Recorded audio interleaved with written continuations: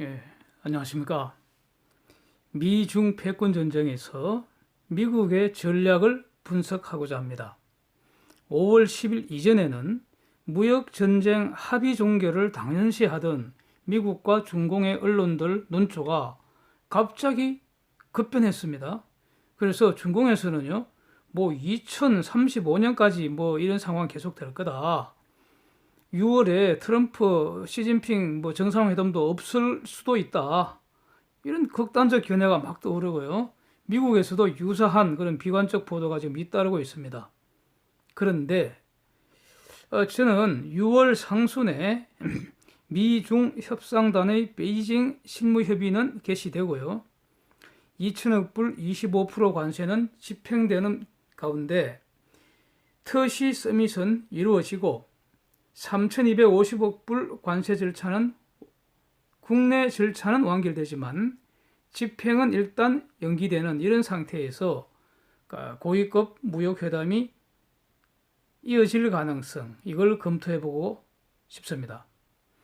이 논의의 전제는요, 미국은 슈퍼파워에 도전하고 있는 저 거품 파워, 중공을 경제적으로 확실히 잡아 죽이는 것을 목표로 한다. 이렇게 전제를 하겠습니다.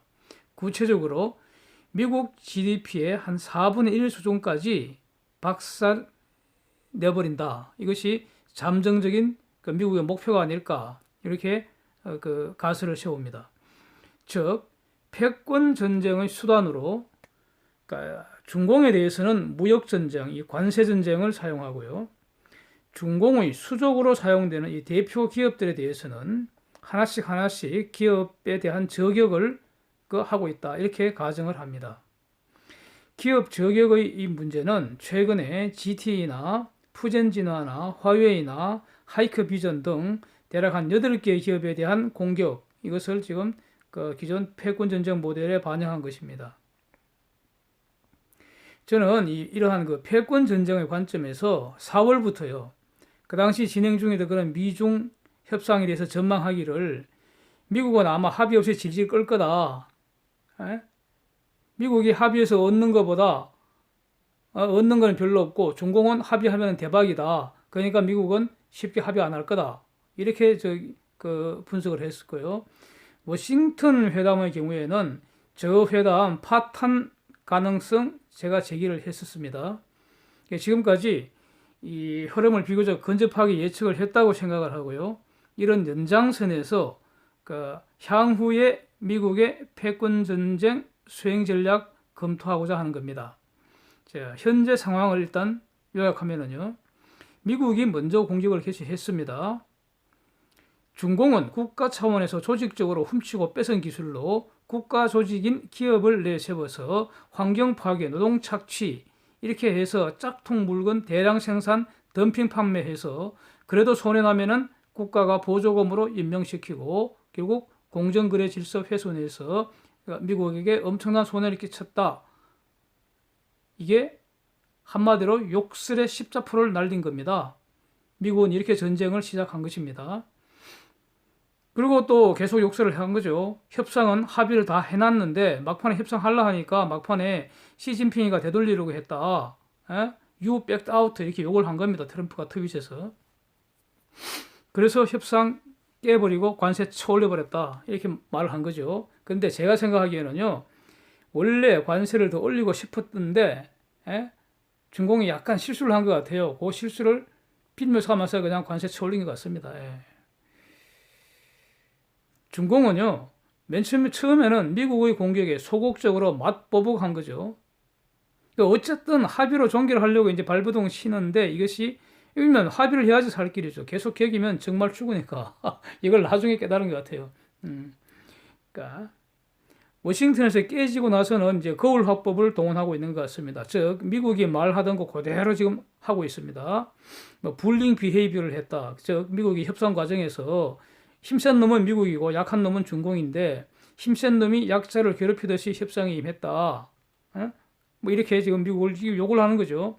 협상 계속하고 싶다면 이런 못된 행동, 롱 액트부터 바꿔라. 좀 진지하게 임해달라. 우리도 좀 존중해달라. 이러고 있습니다. 미국 마음이 이랬다 저랬다 변심이 심해서 협상이 결렬된 거다. 결국 협상은 미국 때문에 결렬된 거다. 뭐 이런 취지입니다. 그러면서 중공은 이렇게 계속 얘기를 합니다. 최근까지 그 말은 협상의 문은 열려 있다 이러고 있습니다. 미국도 똑같이 이렇게 말합니다. 문희신의 입을 통해서 아직도 협상의 문은 열려 있다. 자, 여기서 논의를 출발하겠습니다. 어제요, 트럼프가 느닷없이 갑자기 말이죠. 화웨이를 미중 무역 협상의 그러니까 합의 내용에 포섭시킬 수 있다. 이런 말을 했습니다.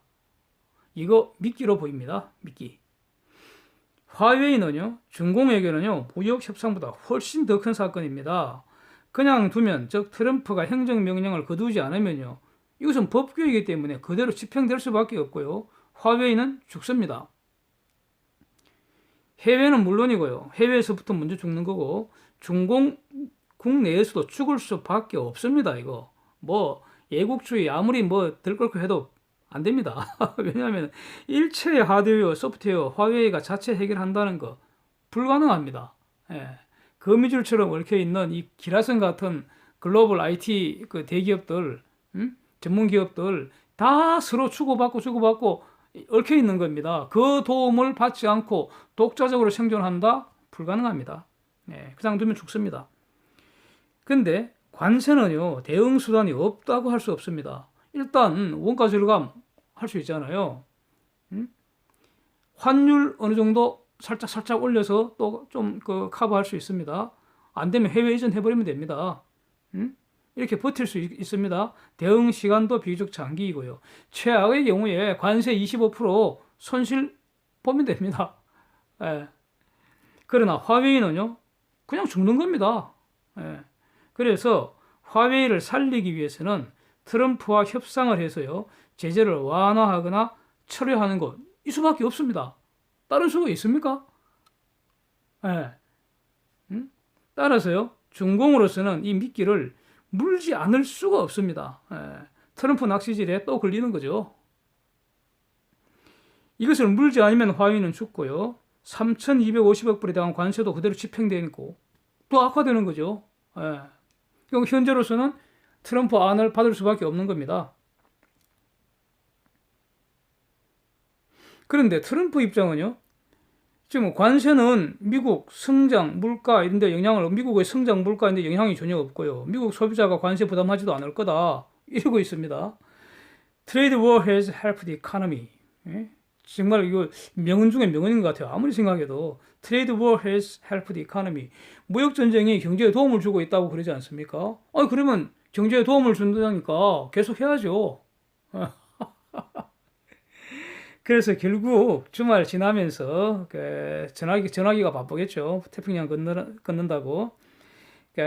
물밑 접촉을 거쳐서 6월 상순경 뭐 이렇게 G20 서밋 이전에 일본에서 열리는 G20 서밋 이전에 최소한 한 번 이상 베이징에서 회담이 열릴 가능성이 저는 높다고 봅니다. 물론 중공이 역제안을 할 수도 있죠. 먼저 화웨이부터 살려라. 그러면 협상하겠다. 이럴 수도 있는데요, 이렇게 할 가능성은 희박하고요. 설사 중공이 이런 제안을 한다고 하더라도 트럼프가 받을 리가 없죠. 안 됩니다. 네. 그럼 만나서 합의가 될까요? No. 이거는요, 합의하려고 만나는 것이 아니고요, 합의 안 하려고 만나는 겁니다.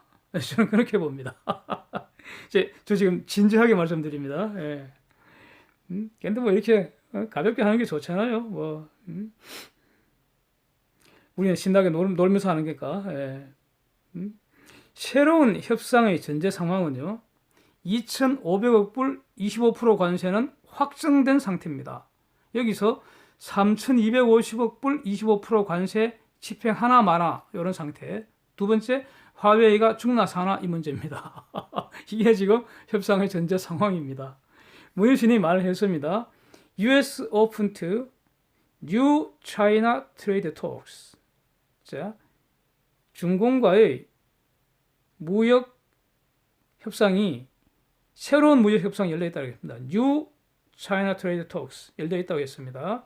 based on previous negotiations. 물론 이전까지 그 협상 결과들을 참고할 수 있겠죠. 그렇다면은 여기서 보면은 결론적으로 미국의 조건은 더 올라갈 겁니다. 왜 그렇습니까? 판이 더 커졌잖아요. 판이 더 커졌잖아요. 2,500억 불 25% 관세 유지된 상태에서 3,250억 불 더 맞느냐 마느냐, 화웨이 죽느냐 사느냐, 판이 더 커졌잖아요. 그러니까 중공이 조건을 더 내놔야죠. 그렇다면 이런 협상을 통해서 미국이 얻는 이익이 뭘까요? 한 세 가지 정도로 이렇게 한번 정리를 해봤습니다. 미국은요, 판을 계속 키워나가는 겁니다. 트럼프가 이 전쟁 초기에 이렇게 얘기를 했잖아요. 자기는 포카맨이라고. 지금 포카판에 중공이 끌려 나온 겁니다. 트럼프는 죽을 듯 말 듯 하면서 판을 계속 지금 키우고 있습니다. 중공이 대들면 판이 계속 커진다. 미국한테 대들면 판은 계속 커진다. 더 크게 얻어 터진다. 이걸 지금 세상에 보여주는 거 아닙니까? 그래서 결국 굴복 협상이 되면 그 협상안이 새로운 공격 수단이 되는 것이고요. 패권전쟁에서는 아까 원래 목표 거품 중공을 박살낸다 이겁니다. 그거 될 때까지 계속 가는 거죠. 적절한 속도로 전쟁의 진행을 미국이 이끈다. 이거 중요하죠. 미국은 공격을 하고 싶을 때 하는 거죠. 아무 때나 하는 게 아니고. 3,250억 불 집행하고 싶을 때 하는 겁니다. 그래서 바로 시행하기보다 적응을 예고하고 그 다음에 특히 중공에 있는 그 기업들한테 빨리 중공 철수해라. 메이드 인 차이나는 내가 확실히 저격한다. 이 신호를 계속 주는 거죠. 다른 데 가서 만들거나 미국에 가서 만들어라 이겁니다. 중공을 희망 고문시키면서 서서히 약화시키는 거죠. 중공이 저 힘을 빼야 될 거 아닙니까? 1년 전보다는 힘이 많이 빠져 있는 거 아닙니까? 힘을 빼야 됩니다.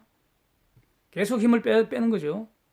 그러면서 상대의 패를 확인하고 그 패를 무용지물이 되게 해버리는 겁니다. 저는 이렇게 보여집니다. 그런데 중공도 덩신들은 아니거든요. 이걸 다 알고 있다고 저는 생각해요. 그런데 알고 있다 하더라도 방법이 없어요. 결국 질질 끌려갈 수밖에 다른 수가 지금 없습니다. 무슨 수 있습니까, 중공이? 정말 그 트럼프를 꺾을 수 있는 패가 있다면 사용하겠죠. 왜 사용 안 하겠습니까? 없는 거죠. 없어서 못 쓰는 거죠. 아무리 찾아도 없는 거죠. 달러에 목이 졸려가는 애완견입니다. 자, 그렇다면 화웨이는 살려줄까요? 화웨이는 죽습니다. 무역 협상의 종결보다 화웨이를 죽이는 것이 이 전쟁의 수행 과정에서 더 큰 전리품입니다. 그래서 살리지 않을 겁니다. 어차피 협상은 합의를 위한 것이 아니기 때문에 협상으로 화웨이가 살아날 가능성은 없다고 봅니다. 이상입니다. 자, 오늘이 언제나 신나는 TGIF입니다. 잘 쉬시고요. 다음에 또 만나겠습니다.